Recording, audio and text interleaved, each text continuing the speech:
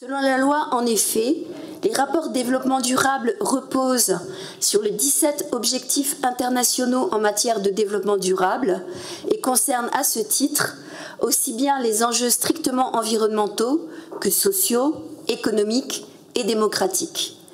Nos actions en 2022 s'inscrivent dans la continuité de nos engagements pour l'ensemble de ce mandat et dans la mise en place nécessaire de réponses aux évolutions rapides que nous avons connues au cours du printemps-été 2022. L'extrême sécheresse de l'année dernière, les périodes caniculaires qui se sont étendues sur plusieurs semaines, nous ont incité en effet à accélérer la mise en œuvre de plans d'action pour adapter notre ville aux changements en cours. C'est par exemple avec ce souci que nous avons adhéré à l'association France Ville Durable afin de bénéficier de l'expertise de Ville-Père en matière de résilience. C'est avec cette volonté que ma collègue Catherine Dehé développe dans les rues de Montreuil le plan Arbres d'Est Ensemble. 122 nouveaux arbres d'espèces différentes, résistantes au stress hydrique, ont ainsi été plantés au cours du seul mois de décembre et en tout, 5000 seront plantés d'ici la fin du mandat. C'est encore au regard de cet engagement que nous avons pu préserver 93 nouveaux espaces paysagers protégés sur la commune en 2022. Ils représentent 17 hectares d'espaces non bâtis, cultivés ou réservés pour de nouvelles plantations au cœur d'îlots, et ceci grâce aux évolutions du PLUI porté par notre premier adjoint, Gaylor Le Shaker. C'est enfin avec cette ambition que mes collègues Olivier Stern et Anne-Marie Eugas ont poursuivi leurs actions d'encouragement à la pratique du vélo, parvenant à un résultat très encourageant. Entre 2021 et 2022, nous avons comptabilisé 26% d'augmentation de passages de vélo au niveau de la Croix de Chavaux. Concernant le volet social, je souhaite souligner les actions développées par nos trois collègues, respectivement Olivier Madol, Méline Le Gourriérec dans le domaine de la santé des jeunes et Mamadou Kouré dans celui de l'accompagnement des femmes victimes de violences. Grâce à l'action de notre majorité, le nouveau dispositif Déclic Santé propose aux jeunes de 18 ans une première consultation médicale entièrement gratuite dans l'un de nos différents centres de santé. L'occasion de faire un bilan complet et de mettre en place, si besoin, les suivis médicaux nécessaires dans les domaines de la nutrition, de la sexualité ou des addictions par exemple. Réservé aux femmes victimes de violences, nous avons eu l'occasion d'en parler, mais nous pouvons le rappeler, 2 projets d'hébergement sont nés en 2022. L'un en coopération avec le CCAS et l'association La Main Tendue au sein de la maison Montreux pour la période de janvier à juin 2022, et l'autre dans le cadre d'un hébergement d'urgence avec Cité Caritas de janvier à août 2023. Ces 2 dispositifs sont complémentaires par la mise à disposition de 3 nouveaux logements passerelles en lien une fois de plus avec l'association La Main Tendue et le 115 pour accueillir les femmes et enfants victimes de violences familiales. En complément de cette présentation qui n'est évidemment pas exhaustive, je souhaite attirer votre attention sur un événement majeur qui ne figure pas dans notre rapport. Je veux parler de la création par Est Ensemble de la Régie publique de l'eau. Alors que nous parlons déjà du très faible taux de pluviométrie de cet hiver et des risques de pénurie d'eau cet été, nous nous réjouissons qu'Est Ensemble ait voté la création de la Régie publique de l'eau le 8 février 2022. Grâce à l'engagement de la majorité d'Est Ensemble et sous la présidence de notre collègue désormais Jean-Claude Oliva, collègue Bagnoltais, cette nouvelle régie travaille actuellement à la mise en place d'une tarification juste et solidaire de l'eau et à la mise en place d'une gouvernance incluant la participation citoyenne.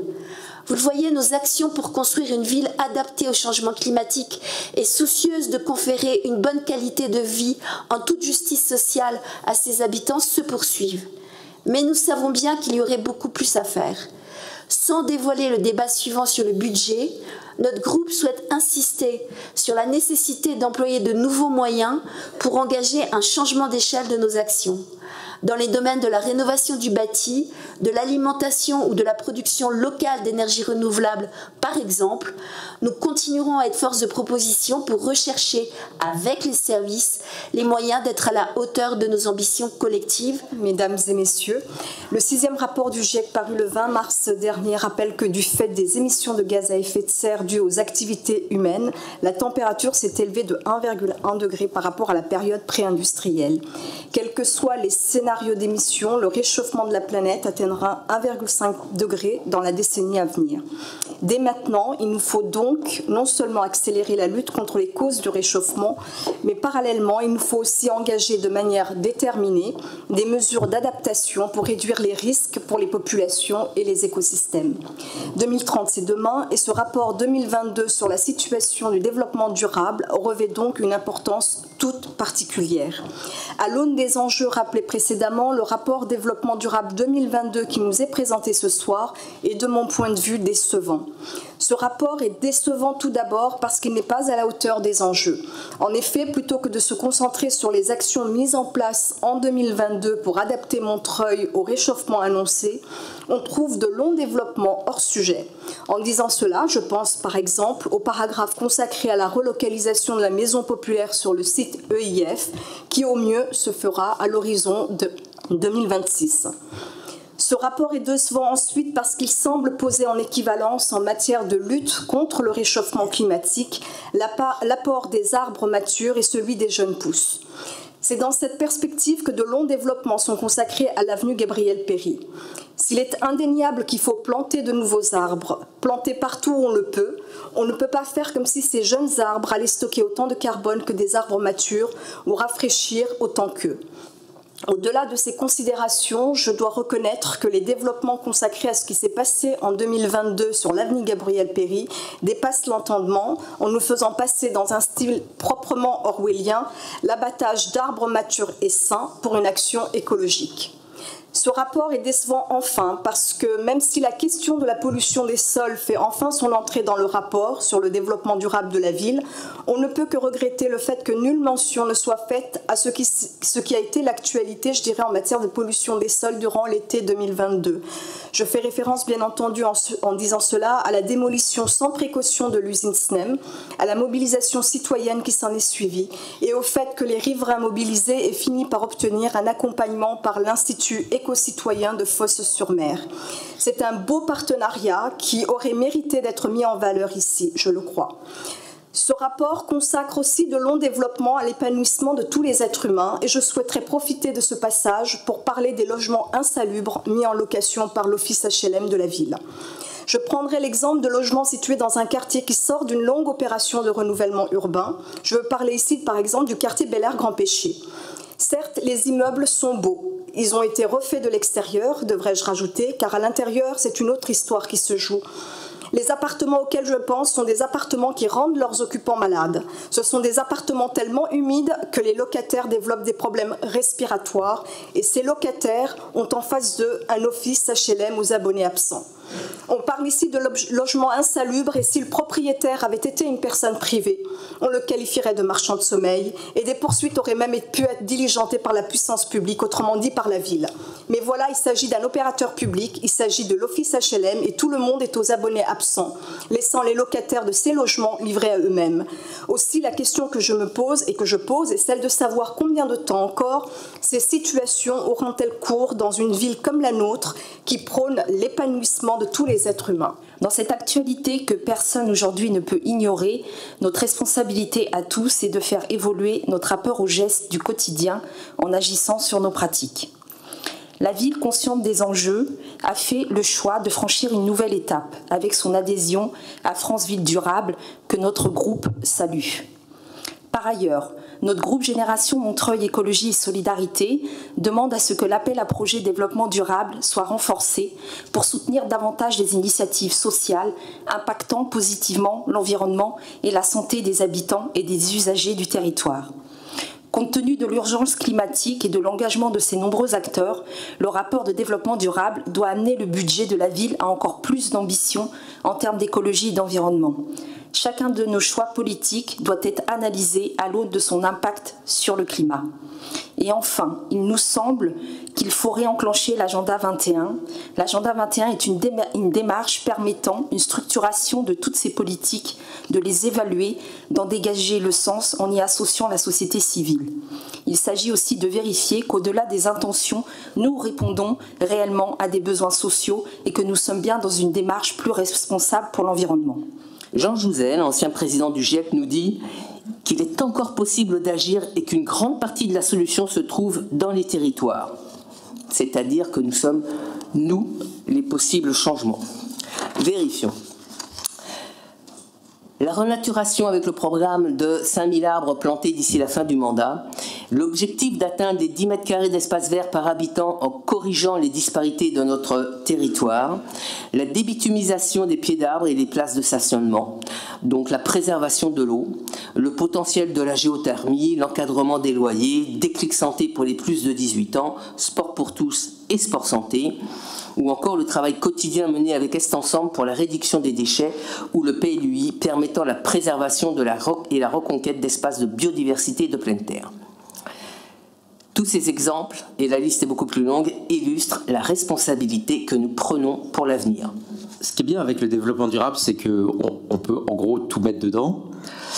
Mais à un moment, il faut faire quand même des choix, parce que là, on se demande quelle politique municipale ne rentre pas dans cet inventaire à la Prévert, qui par ailleurs a dû être fait, enfin je sais pas, il a dû se passer un truc, je pense que les pages n'ont pas forcément été mises dans le bon ordre, parce qu'il y a des choses assez étonnantes, et même limite choquantes, parce que vous trouvez l'anniversaire, le 60e anniversaire de l'indépendance de l'Algérie, entre la lutte contre l'habitat indigne et le budget participatif, j'avoue que je cherche encore la cohérence et la logique, et c'est un peu limite, enfin je trouve.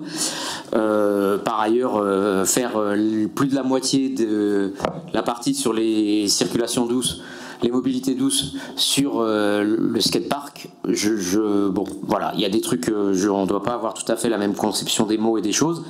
Comme le disait ma collègue, il y a un côté très orwellien là-dedans. Moi, enfin, je parlais de faits alternatifs, parce qu'il y a quand même, enfin, il y a limite de la provoque quand même avec ce rapport, parce qu'à réussir à mettre comme quasiment fleuron du boulot 2022 en matière de développement durable l'abattage de 45 arbres sur l'avenue Gabriel Péri, on aura beau le tourner dans tous les sens, je ne sais pas comment vous osez raconter ça.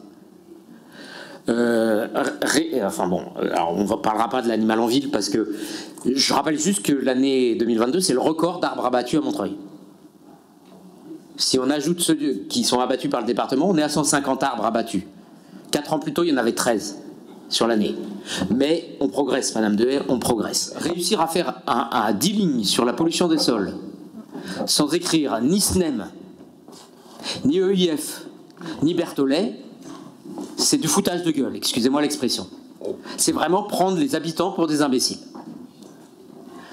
Parce que si lutter contre la pollution des sols à Montreuil, c'est regarder comment la pollution passe du sol aux légumes dans 3 micro-parcelles des murs à pêche, effectivement, il va falloir attendre longtemps, Madame Dehaye, effectivement, avant d'avoir de l'espoir.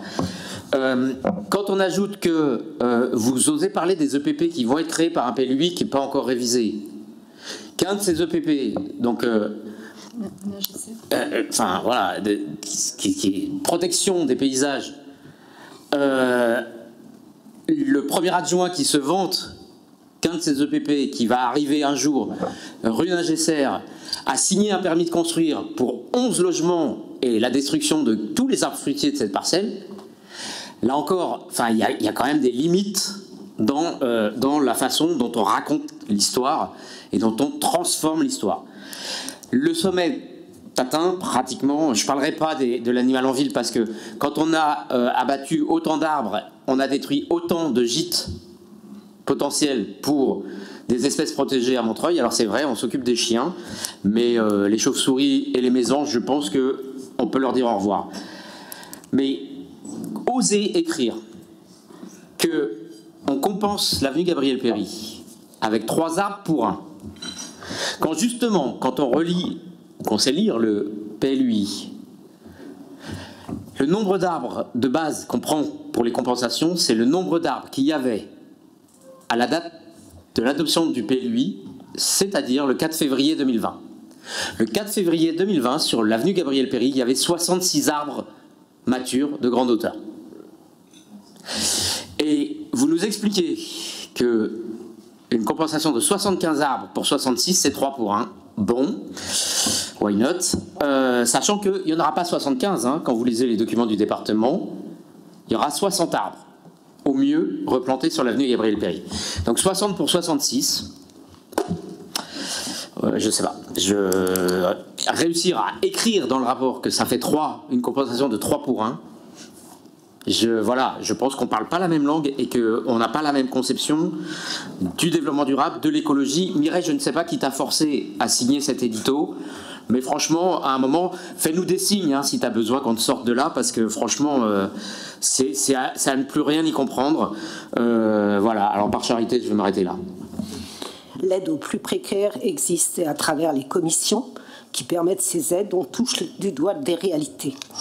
Recevoir des chèques alimentaires pour des familles, des aides à payer les dettes de loyer, d'énergie, mais aussi des conseils et orientations vers les organismes comme l'Agence locale de l'énergie et du climat ou des syndicats comme le CIPEREC. Merci beaucoup. Donc nous prenons acte de la présentation du rapport et je passe la parole à Philippe Lamarche pour la présentation du compte de gestion du comptable des finances publiques en son exercice 22.